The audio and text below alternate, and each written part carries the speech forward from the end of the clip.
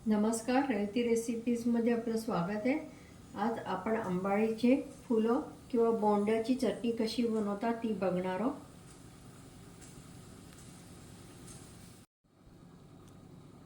जवळपास हे 7 आंबाडीचे फुलं आहे।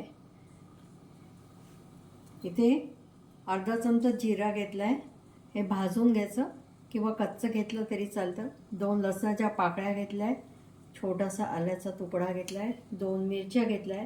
इथे हिरवी मिरची किंवा लाल मिरची घेतली तरी चालेल। आता हे आंबाडीचे जे बोंडे आहे, फुलं आहे, त्याला स्वच्छ धुवून घ्यायचं। आता हे धुतले, ह्याच्या अशा पाकळ्या काढून घ्यायच्या आणि हे बी टाकून द्यायचं आपल्याला।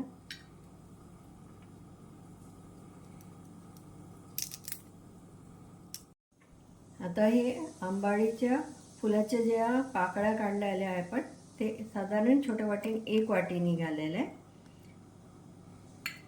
आता त्याच्यामध्ये आपण जिरं घालूया, लसणाची पाकळी घालूया, आलं घालूया।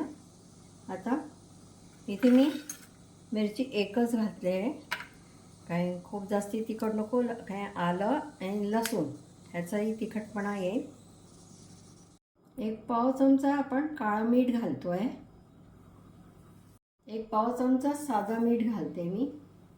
आंबाडीचे जे बोंड असतात ते आंबट असतात, आंबाडीच आंबट असते, त्यामुळे चवीप्रमाणे आपण गूळ टाकणार आहे। इथे मी अर्धा वाटी गूळ घेतलेला आहे।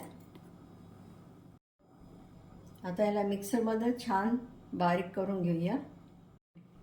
अशी आपली आंबाडीच्या फुलाची बोंड्याची चटणी तयार झालेली आहे। तुम्ही नक्की करा। तुम्हाला आवडलं असल्यास लाईक करा, चॅनलला सबस्क्राईब करा, व्हॉट्सअप आणि फेसबुकवर शेअर करा।